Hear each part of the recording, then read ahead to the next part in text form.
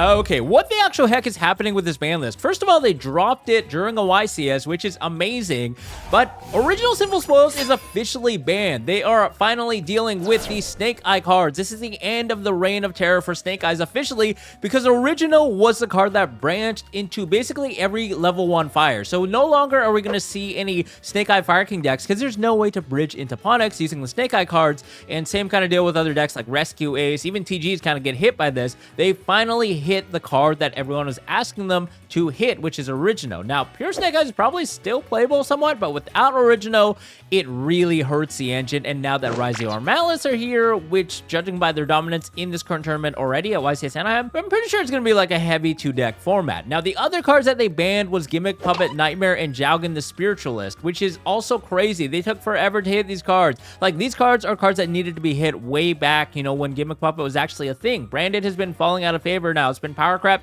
Ash Blossom, alongside 3 copies of Dominus Impulse, which is basically 3 more Ash Blossom against that strategy, means that, you know, the deck has fallen out of favor. And the fact that they hit Jowgen kind of goes to show that they're addressing, you know, if we ban Gimmick Puppet, then maybe players will use Jowgen instead with Sanctifier.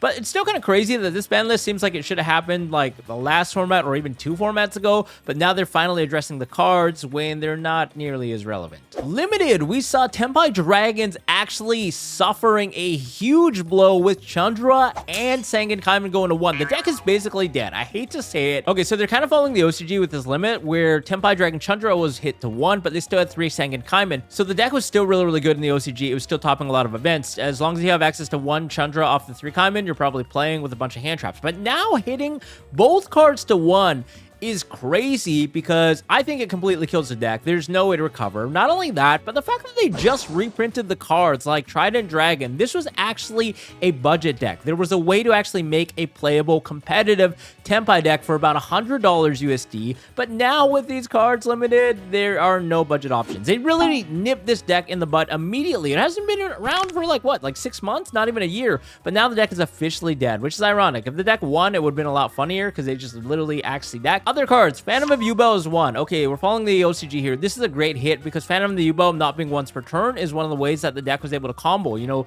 using it as a body in addition to the disruption is just crazy that you can link climb and do a bunch of shenanigans. Now that it's at 1, the player has to decide if they want to use the body to link climb and get rid of Phantom Yugioh period off of their end board, or leave it on the field as an end board piece, which means they cannot use the body as a link climb. And then the last one is Zodiac Barrage. Like, Jerome literally said, Zodiac, pause, and I was like, yes, Trident is coming back. Nope, Barrage. You guys get Barrage. Wow, it doesn't do anything. But maybe this means that after the next ban list, they'll finally bring back Zodiac Trident after seeing Barrage does absolutely nothing. And I would love to try out Zodiac Trident in like Raizo's. I mean, honestly, it'd make the end board a lot more solid, but yeah. And then the semi-limits and the elements really didn't change or impact anything. Like, we got Cyberjar, the Dangerous back, Ava, Perform Pal Monkey Board. These should have just went to 3. These cards don't do anything. Like, there's nothing to be discussed here. There's nothing to be had. These cards are just absolutely power crap, terrible, not playable. So let's move on. The elements are also quite irrelevant. I mean, we got the 4 Dragon Rulers back to 3. They should have just came back 3 years ago. They have been power crap. They're not doing anything, guys.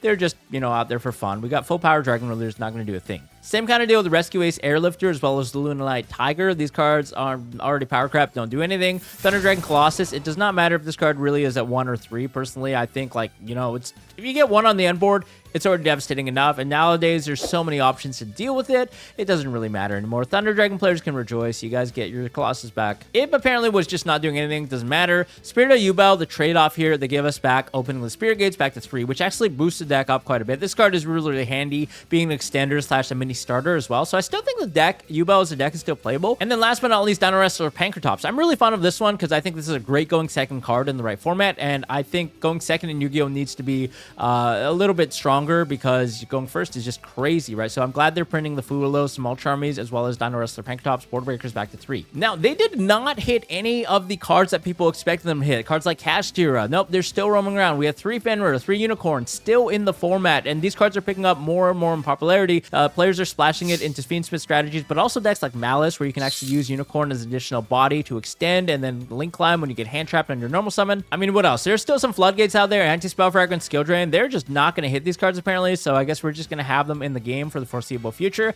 And of course, speaking of that, blanket effects. Dimensional Barrier is still in the game. They are not hitting this. Dimension Shifter is also in the game. They're not hitting this.